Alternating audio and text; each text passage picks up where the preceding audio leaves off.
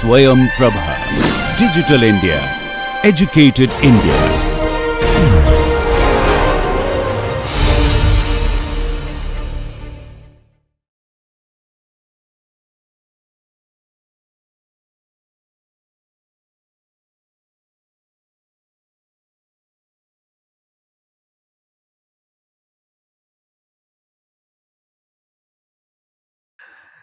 Okay, goes by pretty quick. So we have a lot of different topics today. I mean, I put a few things, but again, a lot nice concepts, there's some analytical work, things of that nature that we'll present. Because we saw that the analysis varies from basic to all the way complex, and we'll cover all the spectrum, including what you have done calculations wise. Those are numerical. So the differentiation between analytical, numerical, and advanced also is numerical, finite elements, but mid numerical and advanced numerical, hand calculations numerical versus advanced numerical. So all of that we will get exposed, and today we'll look at some analytical information as well. So main topics that I planned today is the influence of rise time, and I thought I had one graphic, but I don't seem to have that. Then we'll take up an example, and then we'll get into pressure impulse, or it's known as pressure impulse concepts and diagram. And also these are, I'd say, not energy, but you can say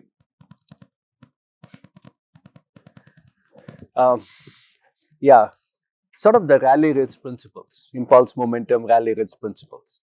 And then, time permitting, we will look into nonlinear material aspects.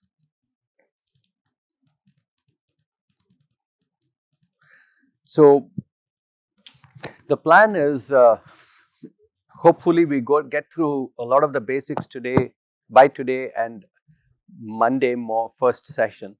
And then we'll spend a couple of days on the analysis aspects of it, of structures. How do you apply all of this to a real structure, elements? Then we'll cover the design aspects, the reverse. If you're given a certain loading, how do you come up with design? So the design principles of it. And then we'll look into advanced concepts like progressive collapse is something I want to spend at least a session or two, because gives you an idea of what you do irrespective of the loading.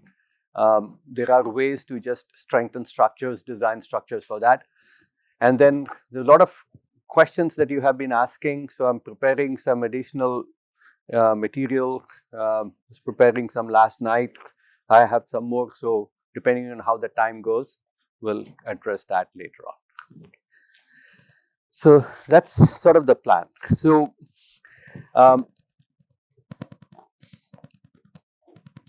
what we have seen so far is did I talk about the elastic shock spectrum? I did, right?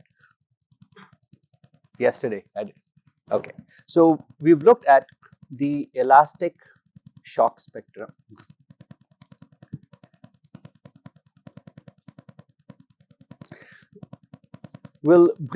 Let's now look at the influence of the rise time. Most of the principles we have seen had zero rise time, but the rise time also does play a important role in these analyses. And again, these are analytical expressions. I will show some graphical representations as well, and we'll upload the documents in the Google Classroom. So you have P naught versus T. The uh, influence of rise time is you have a rise and then perhaps you have a constant, or it could even be exponential. So let's start just with the simplest basic case. In the basic case, we had a constant P naught, and here you have TR, and this is TD. So this is the applied load. So when you are setting up the ordinary differential equation, you now have three components to it: x dot plus omega n square x, and you have seen that we need to break these things up. We've seen how to break it up. Now this is equal to P naught divided by TR multiplied by T. This is for 0 less than T less than or equal to TR. And then this is equal to P naught for TR less than T less than or equal to TD. And then finally, we have to set the last part up, because now you recognize that the response can be well after the load has passed as well. So it's important to set up a differential equation for that purpose. And if you solve this, the basic solution is you have your x is equal to delta static. This is T divided by TR minus sine of omega nt divided by omega ntr. This is for T less than or equal to TR. Now, it gets a little more complicated. This is equal to x of TR, that's the initial position at T equal to TR, cosine of omega n, again minus TR, plus the x dot of TR divided by omega n, sine of omega n T minus TR, plus delta st 1 minus cosine omega n T minus TR. So that is three components. This is for TR less than T less than or equal to TD.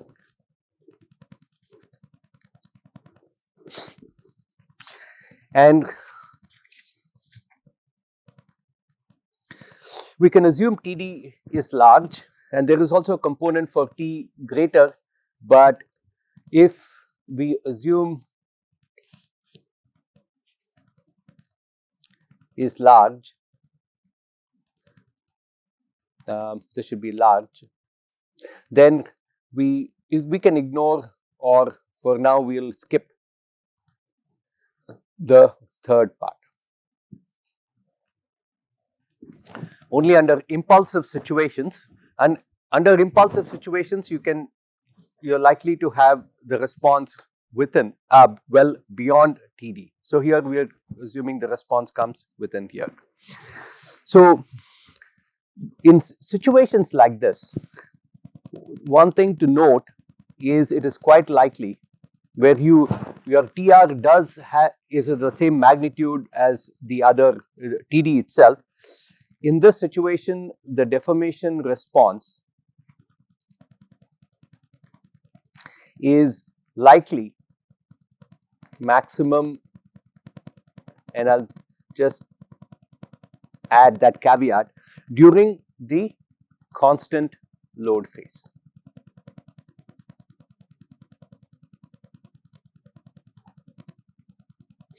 And we can write the delta dynamic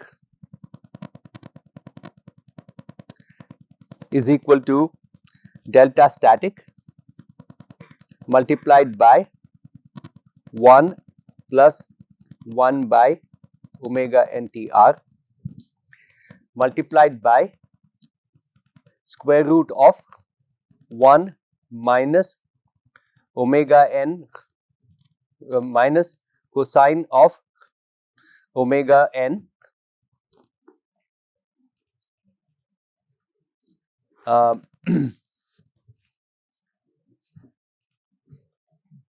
omega n tr square plus sine of omega n tr square.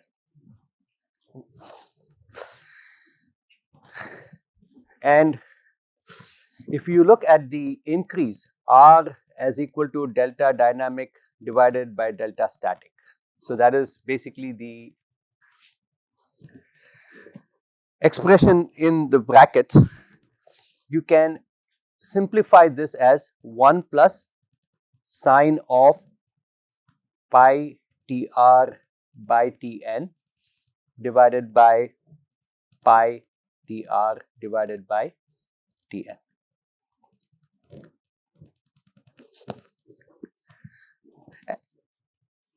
And we can, so we can look at this. There are, I don't know if I have this graph. I should have printed this.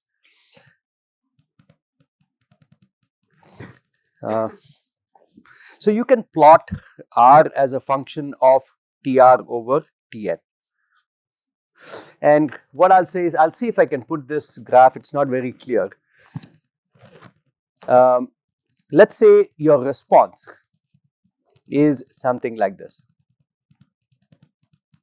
Let me plot a couple of them, at least the extremes. Now, or maybe 2 or 3 of them.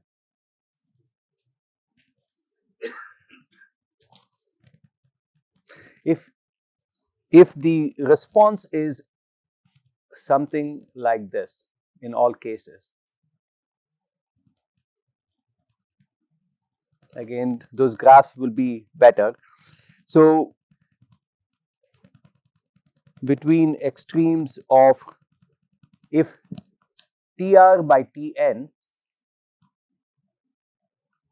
equal to 0.2 versus TR by TN, let's say of 2. So your rise time is quite high.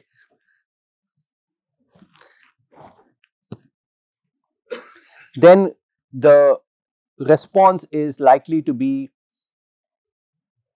more like this in this case, whereas here the response is likely to be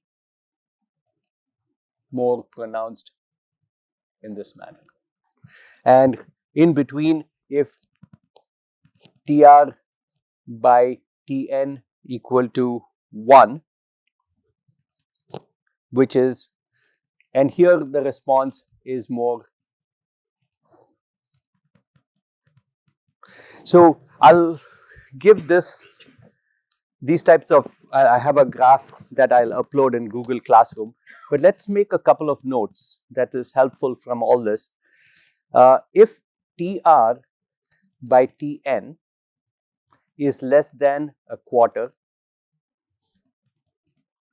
then the delta dynamic, this is the static response. The delta dynamic is likely to be twice delta static. This is a short rise time.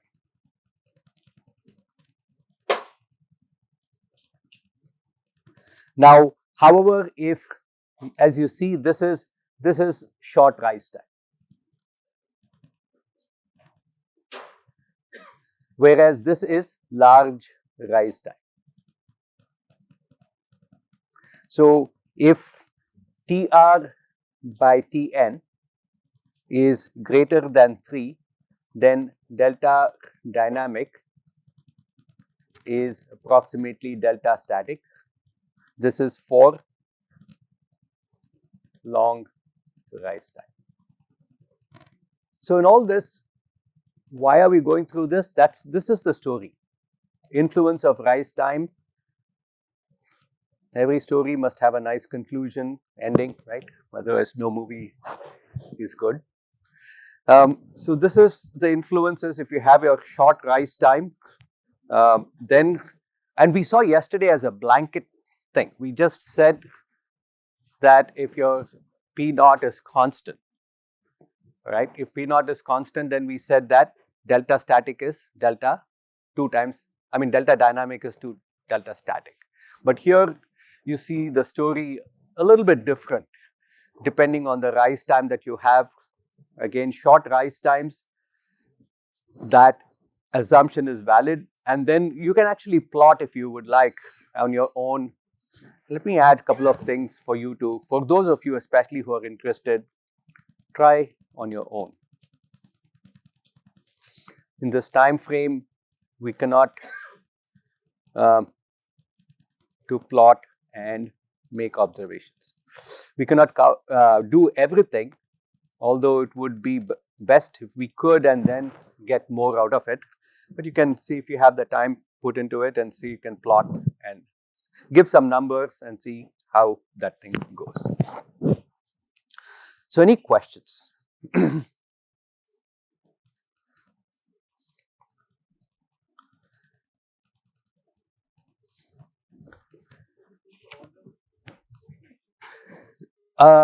So the general story is likely to be this, but of course it won't be 2 times delta static. Then you're now looking at the elastic shock spectrum, right? Those values are lesser. So you're probably looking more up to 1.5, 1.6. Whereas the main story, if your rise time is very high, even in a triangular load, like if you have a up and down phase, then you're likely to be more in the second scenario. And why is this, which application would this be? Some of the blast wall loads you saw, right? You plotted a bunch of those graphs. So an application would be, there are several applications. One application would be, draw the P versus T for walls and decide on deflection calculations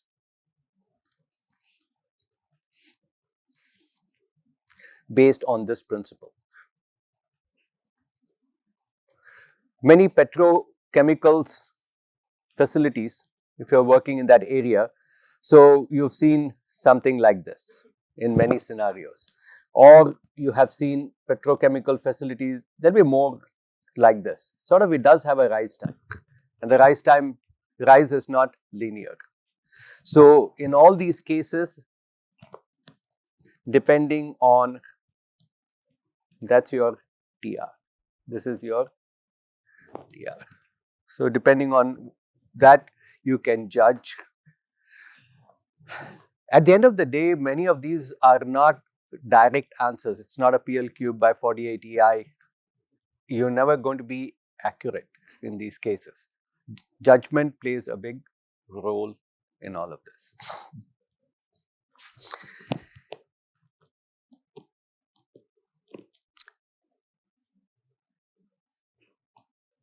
Okay. Now, another concept I thought I'll present, I talked about it yesterday, but wanted to present the idea a little bit more in detail, is we've seen what an impulsive load is, but the influence of the impulse loading response.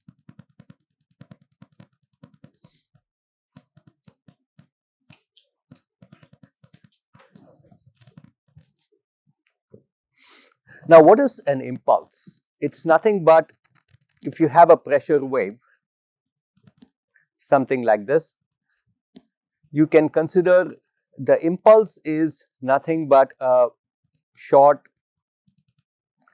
P, let's say this is P naught and TD. So your impulse is P naught TD. Now, let's consider two scenarios. One, TD is very short. Basically, you don't have a triangular loading. The TD is basically right here. This is, let's say, P, this is P naught. And secondly, the rise time is much lesser than Tn. So, you do have a impulsive response. Now, if you look at the differential equations or the ODE, in this case, you have x double dot plus mx dot is equal to P naught for 0 less than T less than or equal to TD, and this is equal to 0 for T greater than TD. So, these are the two, and you have initial conditions. It's an initial value problem. So, the initial conditions are 1 x of t equal to 0 and secondly x dot at t equal to 0 equal to 0. So, I want to introduce the concept of, there are two principles. One is kinetic energy and the energy principles, and the other is what is, you've all read at some point, impulse dash principle.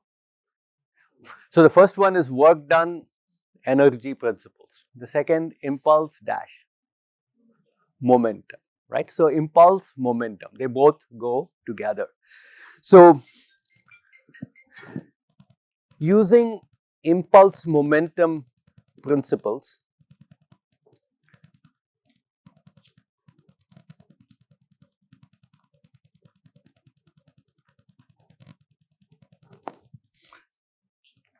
now I is equal to mv. So, therefore, V is equal to I over m, which is, now I here is P naught multiplied by T. It's, remember, it's a very short, we have given those things. This is P naught multiplied by TD divided by m. So, this is the velocity at t equal to 0 or at t equal to TD, but again those are very small. So, if we assume that since t equal to TD is very small, we assume that the momentum is applied and instantly it becomes the velocity. So, when we solve the differential equations, we have here x again is equal to a cosine omega nt plus b sine omega nt, and x dot is equal to minus a omega n sine omega nt plus b omega n cosine omega nt. So, you have these two.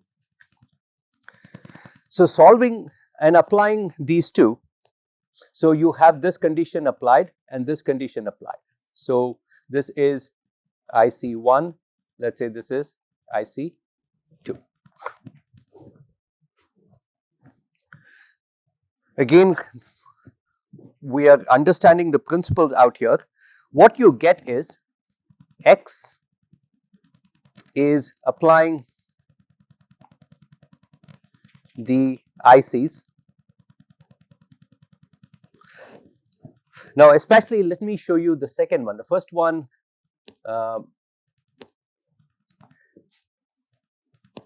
so you apply, for example, at x dot,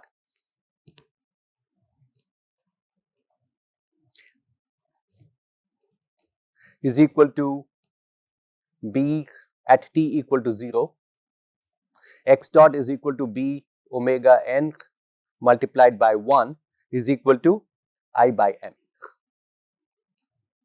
P naught by t is I by m. So, from here you get B is equal to I divided by omega n m. And applying the first principle, A goes to 0. So, at x of t equal to 0 gives A equal to 0. So, this gives you a very nice expression. Again, the power of analytics. I mean, nowadays everybody talks of analytics, right? In any decision making process. Analytics has come in through data. Here, this is through analytics, nothing. And we are understanding analytics from, look at the irony of it. Here, everything analytics is data driven. In our case, analytics is driven from first principle, science, right? And so other situations, you have to learn to simplify these things. Whatever the purpose, one of the objectives here also is to expose you to scenarios where you might encounter and you have a question, then how do you simplify it to, and we have presented principles. Constant P naught is always a great starting point. I'm going to use that in a couple of other examples. So, what you get is x equal to I by m omega n sine omega n t.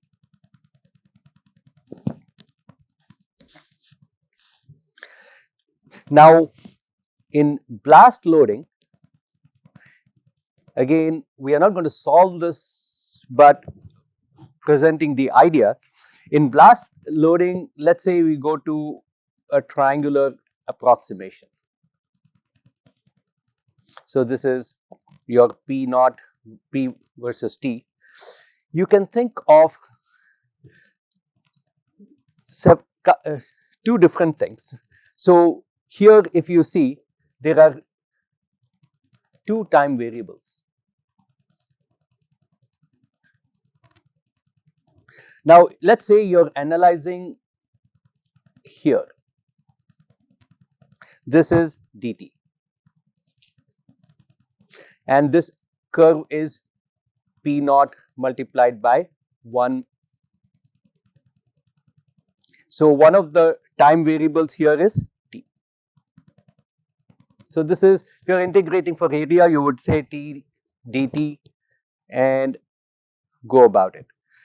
But the total di, the di, if you see, what is di in this case?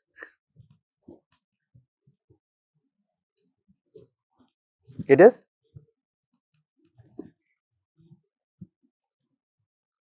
just a di. This is for this part alone. 1 minus, right. Now, so that is di. But when you are looking at the x response, dx for that part is di by, let's bring this into the picture. So, di m, take a simple derivative, di by m. Now, I am not taking a derivative, it is just a small, the response let us say is dx, I omega n sine omega n t. Now, when I take the integral to find my response, what is the response dependent on? Yeah, little, what did you say? The rise time, but here we are not looking at the rise time. But here if I see in this graph, let us look at this graph alone, and what would be the response dependent on?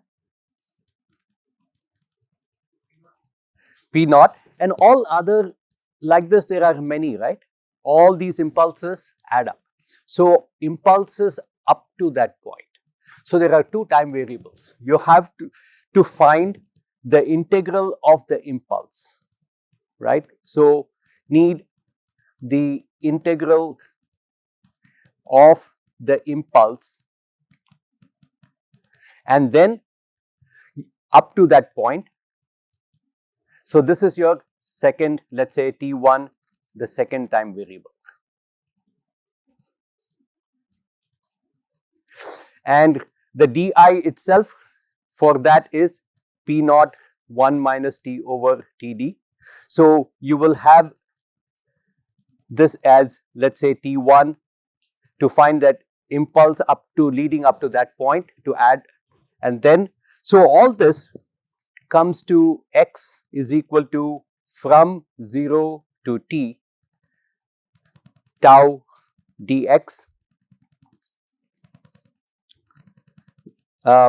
So, which is basically 1 by m omega n integral 0 to t p of tau. Again, sign here, let's put tau d tau. So, this is what is known as a convolution integral. And yesterday I talked about, you solve the convolution integral using Duhamel's. Again, we won't get into it, but again, just a exposure of it is, that's why we go always to a simple P naught constant case where you don't need to get into these. There are solutions again, analytical solutions for Duhamel's integral, and so let me, yeah, I don't know if it is necessary. This is a general form of Duhamel's integral where you have a function of tau, two functions. So, the two time variables, it's a product of time variable 1 and time variable 2. Tau instead of t1, let's call that tau. So, two time variables, you take a product dt going from 0 to, sorry, this is dt, going from 0 to t, going from here to here, and then of course all the way you go up to td. So, these are some more complexities that you get into, and if you are interested in numerically, so when you look at some of the codes, nonlinear and other such things, how do they develop? They go through these principles, apply numerical integration techniques instead of analytical expression techniques, and then if you're interested, you can, it's all fascinating stuff, but work has been done already. So, many of it is readily available.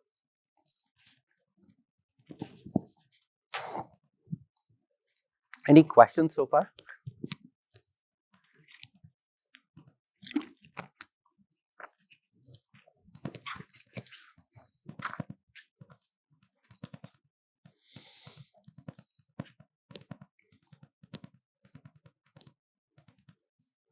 So, that is where the shock spectrum, let me push this again, import file. I showed a little bit, we have seen that yesterday. So, the shock spectrum development for various kinds of curves you can come up with using these types of principles. So, let us take an example. Let me put that shock spectrum anyway, I think we may still have it here. So, it is there, so at least we have that part.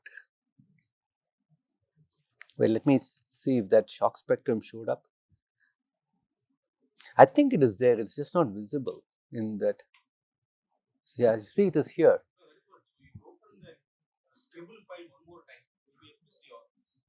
Oh, open this again.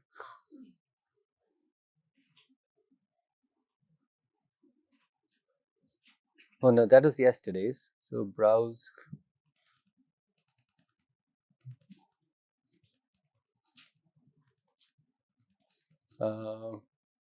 I think we didn't save today's. Huh? We may not have, I think. Well, at least we've stored it. So this is day 4. Browse. Yeah, I don't. Below that. Oh, this one, right? Yeah. Okay. Good. Good. Okay. Yeah.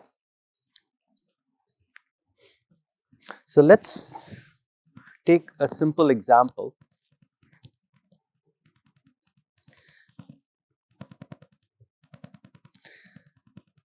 This is an SDOF type analysis where you have a structure, a steel structure in particular. And I know many of you or all of you are not familiar with the units. The best thing I would suggest is to, especially if you're using FPS units, select a set of units and multiply and keep consistent with that. So either you can use kips, inches and second, or pound, inches and second. So when you convert it, use for analysis, we are calculating static deflections, then feet is a better unit, and then convert feet to inches for further analysis. So hopefully now you're multiplying and then numbers will look good and you won't be spending. Understanding the significance might take a little while, or you can apply them to your own problem. I'm trying to bring you, okay, I think I found the UFC 340-02 figures in SI units, KPA. So the same exact figures, the Kingery-Bulmash expressions for figures 27 and 215. So we'll share that also. I actually looked at it, I found it this morning. So the height here is 12 feet. And this is rigid. It's given that the weight of the floor is equal to 8.5 kips. The two columns, these are oriented in this manner. The two columns are what is called as W24 by 85, again 24 2 feet deep and 85 pounds per foot. What would be an equivalent one? Here, anybody does steel? Something 200. 12 is 300, so 600 millimeters, right? Deep, something 600 by. Anyway, I was just curious. And the moment of inertia is 1350 inches per 4. And the modulus is, steel is what, 210 gigapascals? What's that? 210 gigapascals, right? So if you are to get an idea of that.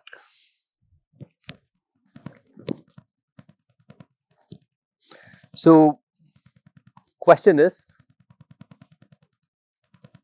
for PR equal to and 20 psi, TD equal to 20 milliseconds, TD equal to 60 milliseconds. Find the elastic dynamic displacement.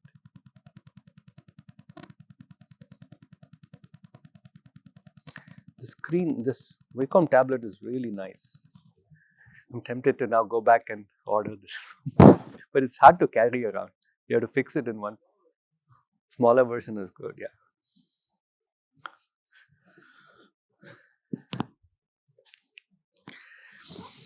So let's start with,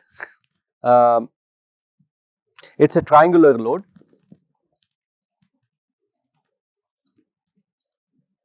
Triangular pulse.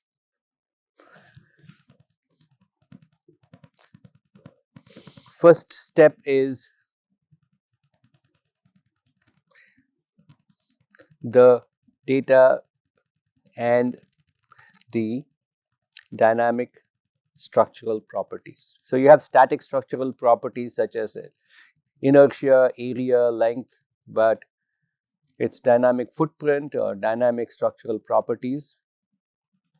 This is structural, not static. I'm saying the word static, I think. So dynamic structural properties.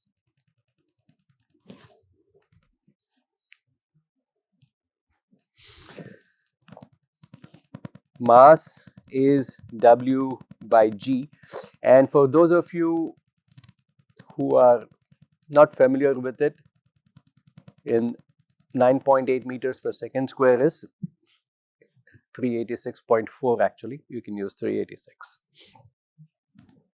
So this is here, we saw the effect of mass inclusion yesterday. So keep that in mind. What do you want to include for your mass?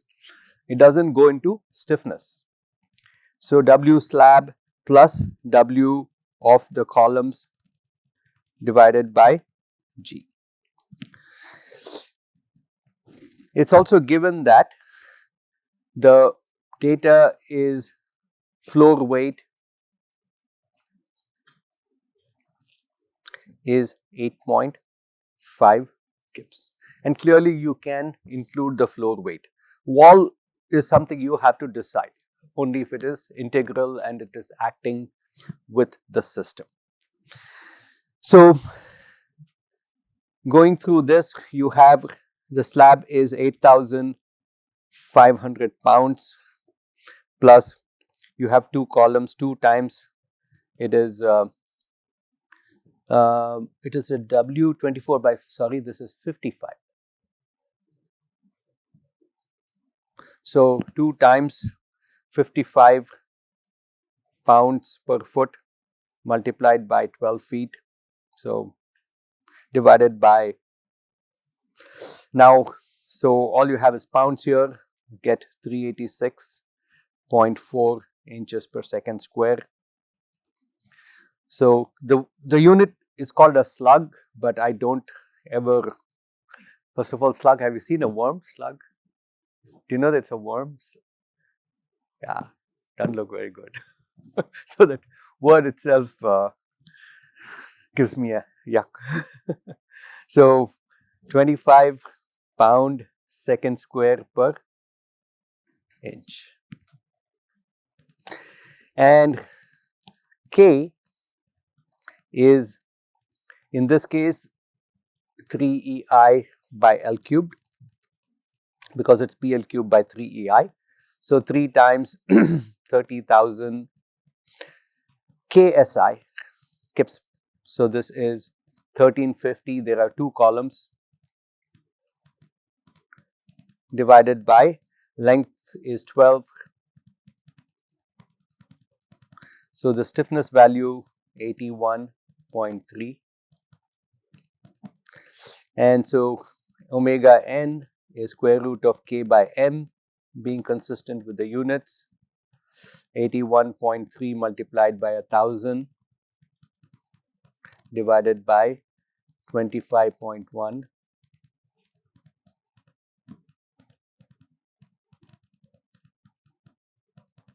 Many times my students in class complain I write too fast. Am I writing too fast, or it's okay? Okay. And then the natural time period, omega n divided by, sorry, the other way around.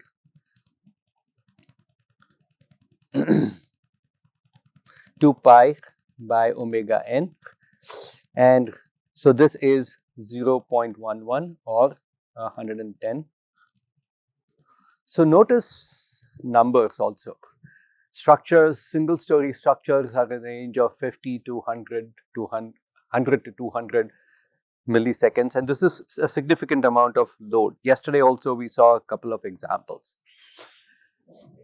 You can simplify multi-story structures if you're working with non-structural buildings, non-structural building components subjected. Again, you can convert that to an equivalent system like this and be able to perform analysis.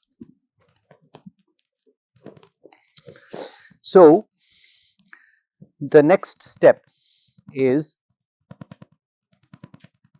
to calculate the load on the structure and the static deflection.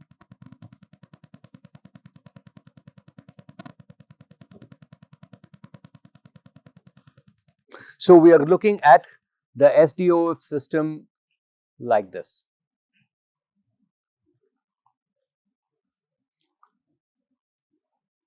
So, the SDOF identified is, this is the deflection at the top. Let's assume that these columns are, or these frames are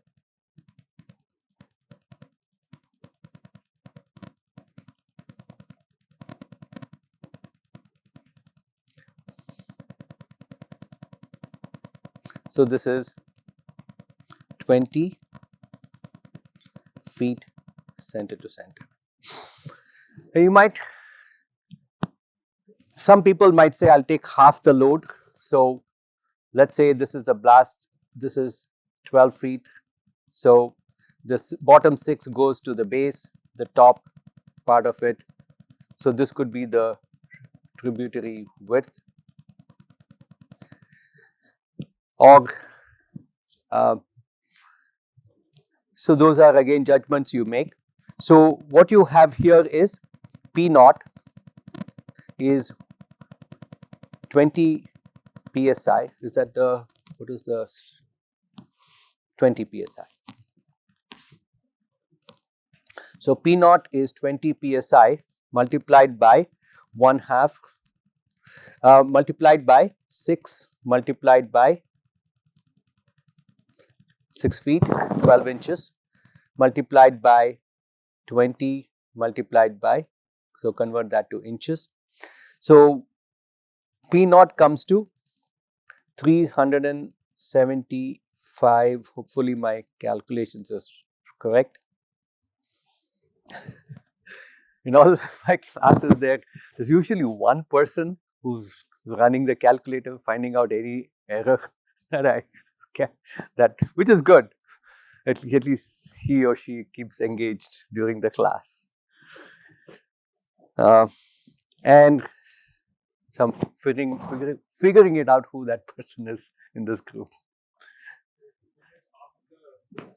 Height. I took half the height. Yeah. So delta static is now P naught divided by K, which is 375.6 divided by what was K, 81.3 kips per inch. So this is 4.24 inches. Then the third step is, this is actually an easy process to calculate the dynamic deflection. This is from the elastic shock spectrum.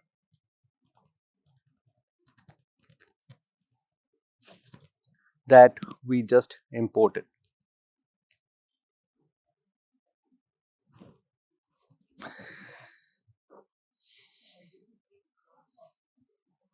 Why did I take which one?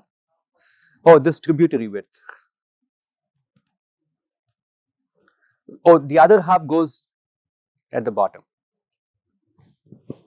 Or you can take full also. If you want, if you have put your structure in a way that you're supported it, even if you have a floor beam, right, going across, that beam will probably send the loads to the base.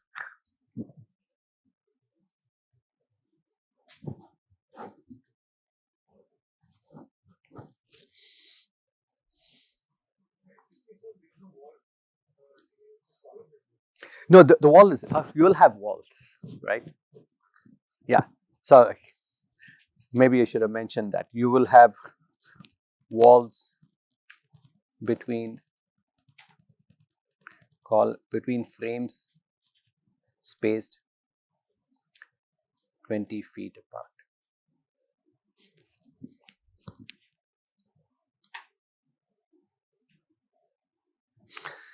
And so we look at TD for TD equal to 20 milliseconds. TD by Tn is 20 ms divided by 110 milliseconds. So this is 0.19, and surprisingly this process is so straightforward. So 0.19 impulse duration to natural time period, so that's roughly right here, and going up to the first curve here, and we come, so roughly 0.46.65 or something like that. So here if you notice,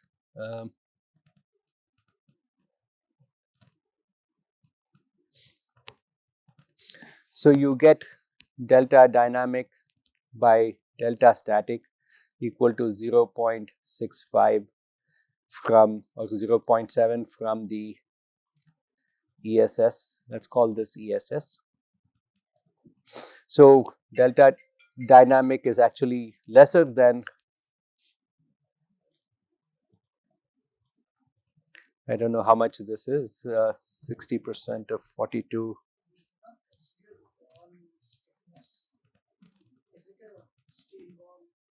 So the wall in most cases, even in seismic analysis, if you go, the wall is considered a mass, but it provides stiffness only if the blast load is in the direction of the wall.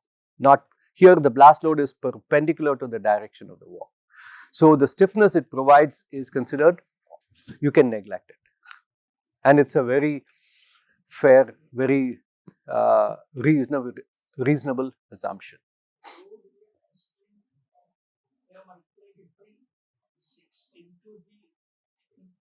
20 feet center to center, yes. Because see, the pressure load is coming, this is the wall and this is a column in between, right? So the pressure load that is coming, it is resisted by the column. So the frame is taking the pressure load there, only half the height. So what is this number? 0.65 times 4.24.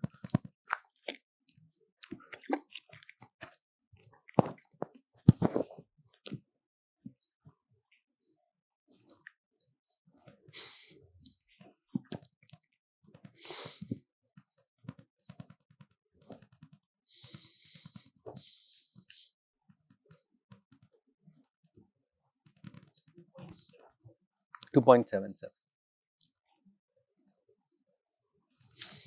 And kind of sounds counterintuitive, but then it is a very short duration. But if you look at now TD equal to 60 milliseconds. So now TD by Tn is 60 by 110. So this is 0.54.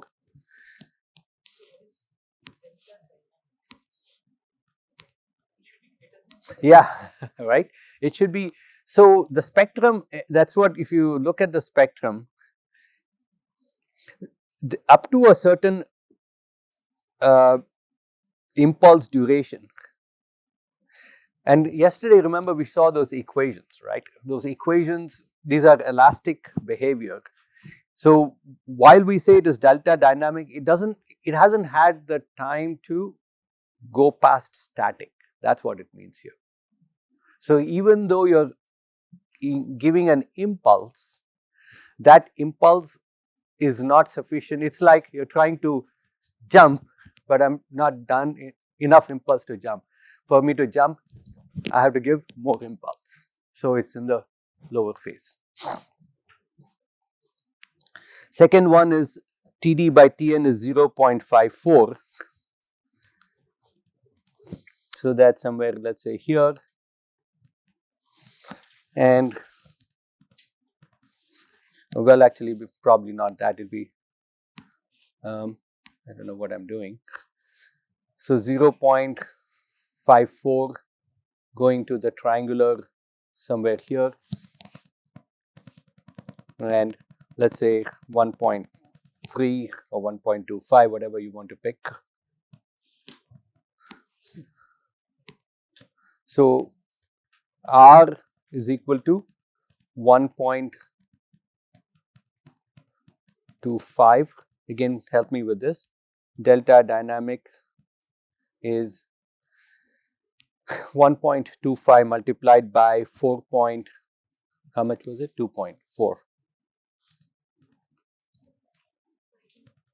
5 point.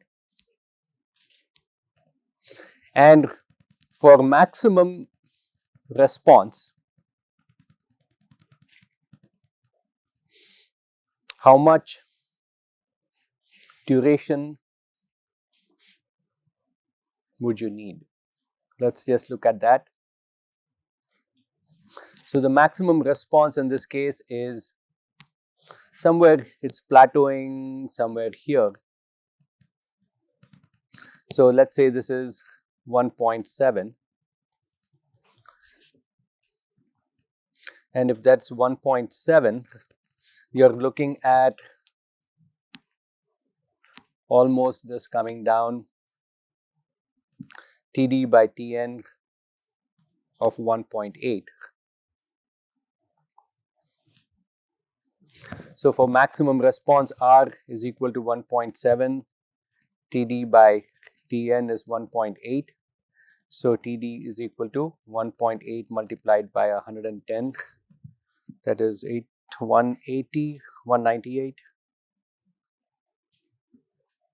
So given all these various ways to establish how much protection that system has, looking at the levels of protections, all those I've showed. I think this 5911 we'll get into what are all the different levels of protection.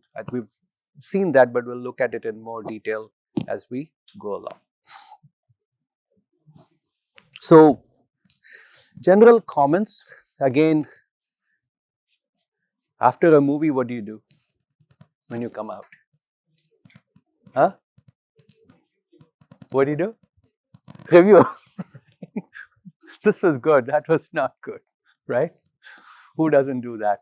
Postmortem or so let's, after watching this movie, now you review.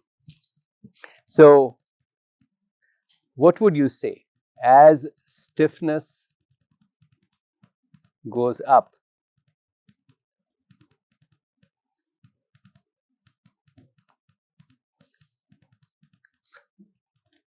Think about it. This is just a moment to reflect.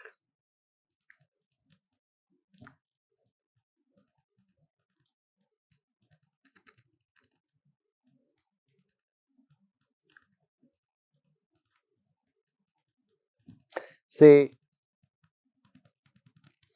for a given TD, small TD, TD by Tn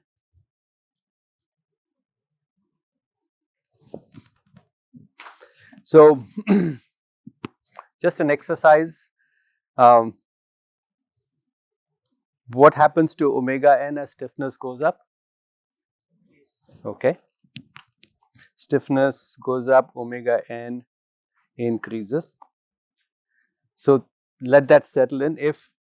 And then what happens to Tn? So, what is important for us? We don't quite design with omega n, right? We're thinking of natural time periods. So, anytime you want to mitigate some things, the ratio that is important to, which ratio is the most important ratio so far we have seen, at least today? Td by Tn. Of course, there's another variable also, that's why I put given. So, so Td by Tn, what happens to it? Td by Tn tends to goes up. And delta dynamic also kind of, isn't it a little strange?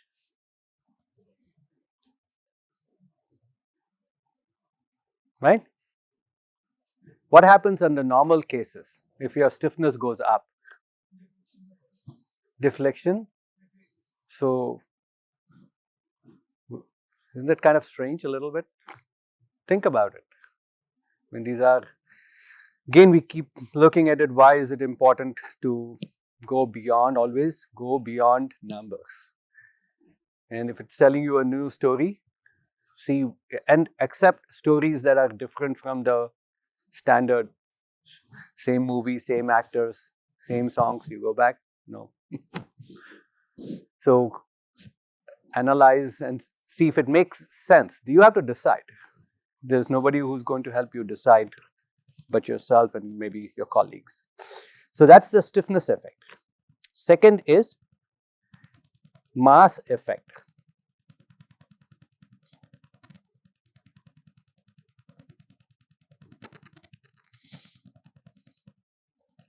Wn, Tn, Td by Tn. What happens to mass? Omega decreases. Tn goes up. Td by Tn goes down. Delta dynamic, it decreases, right? See, this is significant.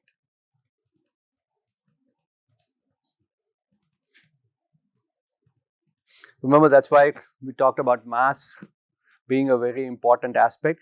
But at the same time, stiffness is also too. Reducing stiffness does help too. So, you have to make those adjustments when you're actually designing structures to resist blast. It is how do you, what would you have to pay attention between, if you were designing to include that wall with the column? When you're designing, you're sending out some drawings, what's the attention you would focus on now?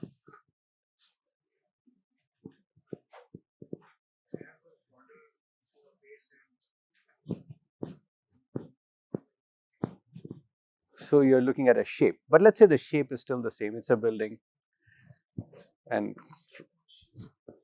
moment of inertia, but that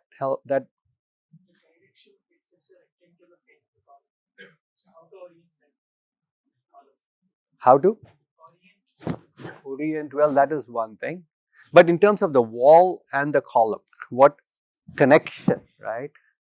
You have to really see how well connected is the mass. What if the wall just blows out and you've designed using this principle? Well, is it applicable? No. Now, so the connection costs in blast design can be so prohibitive. Let that sink in. Let's say this is not planned, but let's just see. Let's say, and this is pretty quick, it can happen. Let's say in the wall blows out.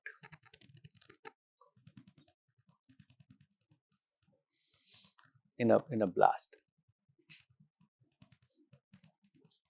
but not the column. So how does it question is, how does it affect? So this, as they say, is out of syllabus, not in my notes. Affect the column. What do you think? We don't need to get quantitative numbers.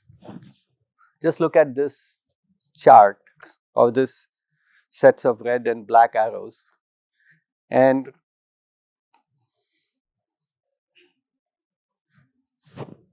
so clearly mass is going down, right? So your delta dynamic is going to go down. Let's look at a number also. Mass goes down, so therefore your delta dynamic goes up. So it makes it even worse.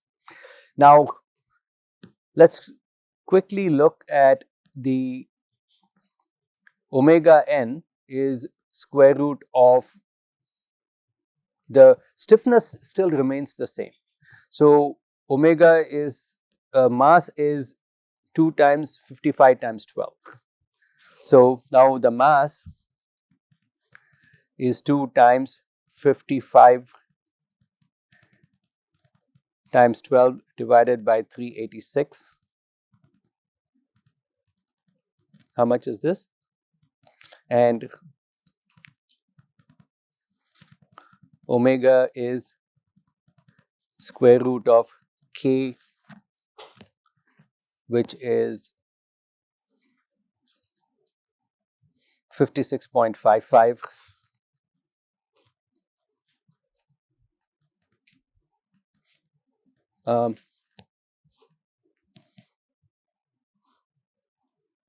Times 1000.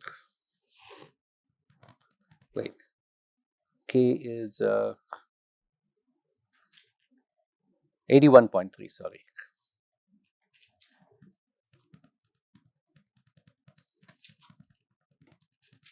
So 81.3 times 1000. How much was this number? 3.42.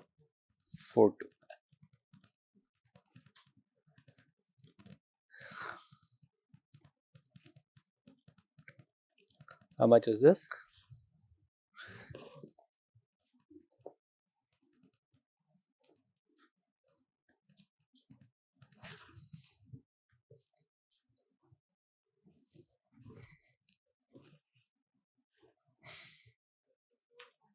$154 point for the first case,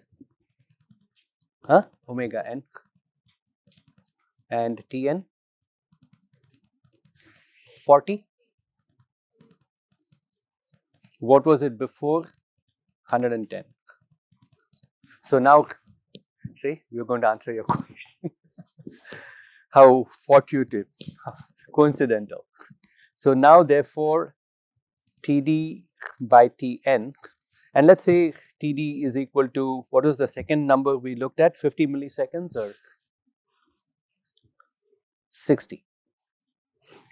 So Td is equal to 60 milliseconds. So this is 60. I think I was expecting a question, so we went with this. Not really. So this is 1.5. So to answer Raghav's question, if we go 1.5 here, going all the way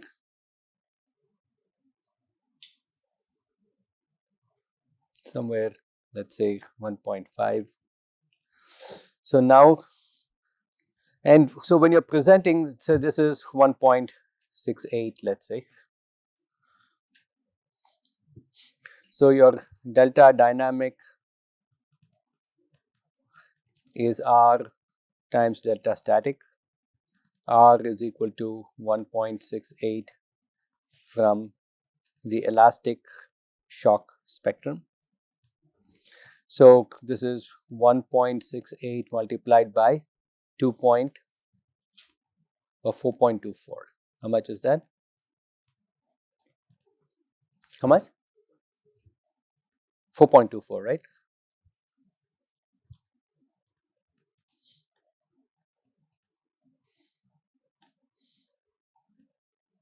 How much is this?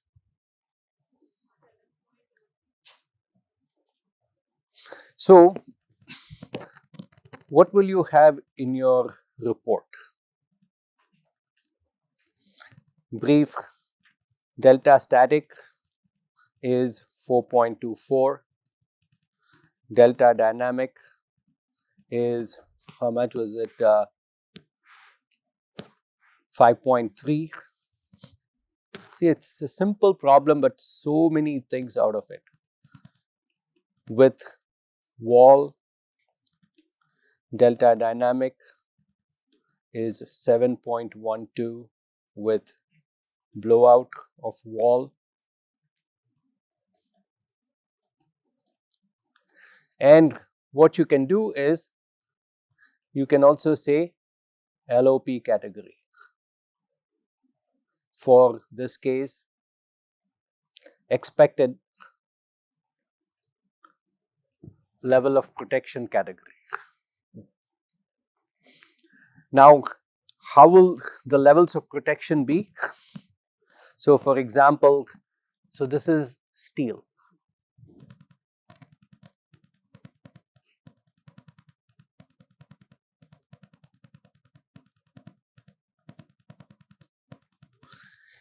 So, although you have a concrete, but the primary structural element that is resisting is steel. You have a wall, but none of those are resisting. The resistance is provided by steel.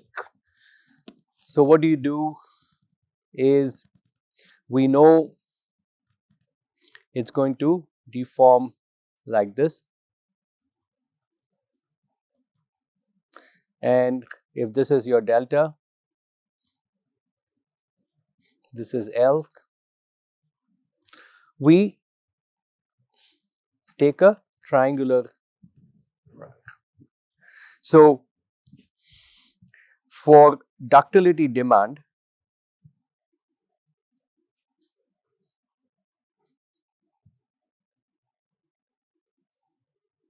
mu is delta over L. So which is, what are these two values? 5.3 inches by 12 times 12 inches, or 7.12 inches by, help me with these numbers, or support rotation. No. This is support rotation, sorry.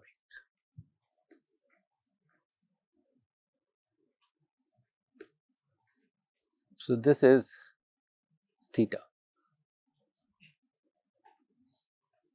because tan theta is approximately, theta is delta by L. So this is your support rotation.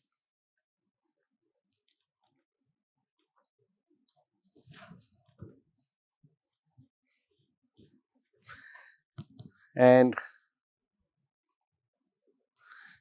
ductility, any numbers on this?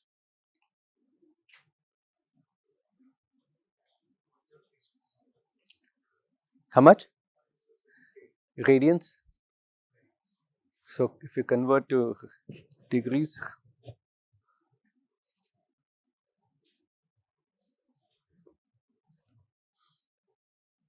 0.1 degree, 2.1, and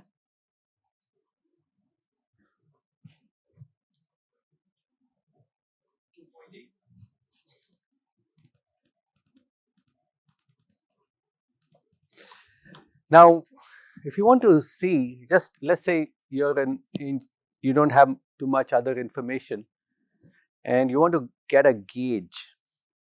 Okay, is this too much, right? Is it too little? You know it's going 5.83, that's a lot. You know, a 100-story building, how much does it deflect under wind? How much at the top? Design deflection. Not, so under peak wind, it can go, a 100-story building is how many feet tall? Let's say each story is 12 feet.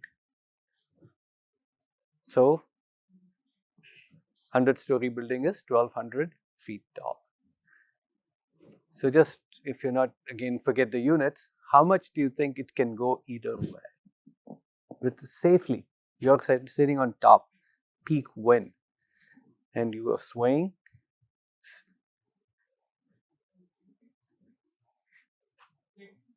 10, yeah, closer 6-8 feet. 6 to 8 feet, you can go either way. That's a significant number. So the numbers don't just, so you're not feeling good. That's not the structural designer's problem. It's the owner's problem and your problem that you're there. But the owner said, I can afford only so much. And otherwise, if he wants to have 3 feet, then the structure is 4 times the size or whatever. So how would you, can you give me a metric you would gauge saying, that's too much, it's okay, this. Again, this may be more civil engineering people. You may have seen this in mechanical engineering. You have limits like this, but given civil engineering limits. What's that? 500? So H by 500, 300, 500, something in that range. So what is H by 500 here? So under wind or seismic, as they call the drift ratio is, he said H by 500, I say H by 300. I think, I don't know, maybe Indian codes is 500. We commonly use 300. So this is 12 feet. How much is this?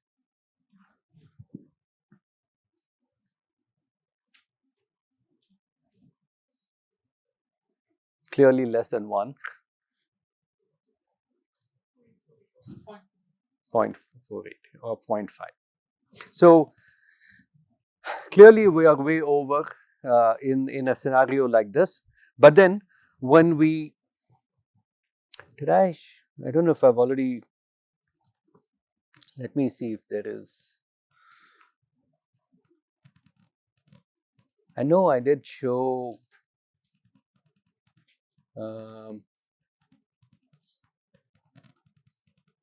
we'll come to that. Hold this thought.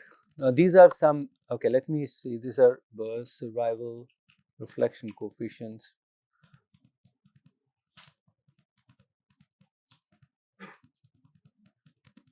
Maybe it is day 1.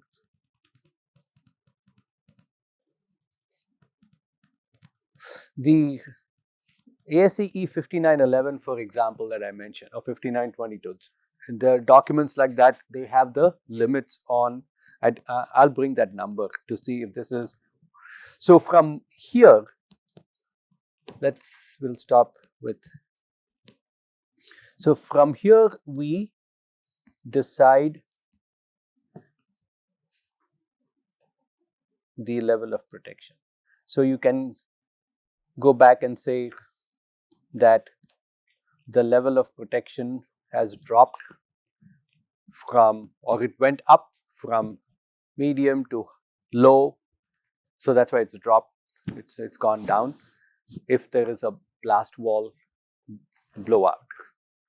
So those are assessments that are made.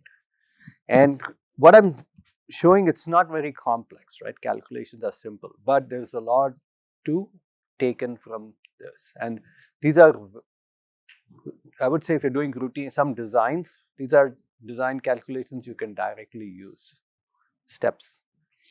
to come up with decision making.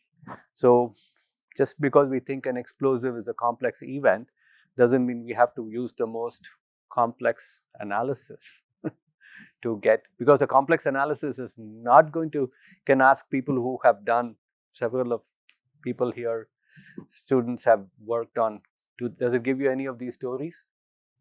It won't even tell you the omega n, right? You use your, if you use finite element methods to do analysis, to get omega n out of a structure, it is, you have got to dig through post-processing and do stuff.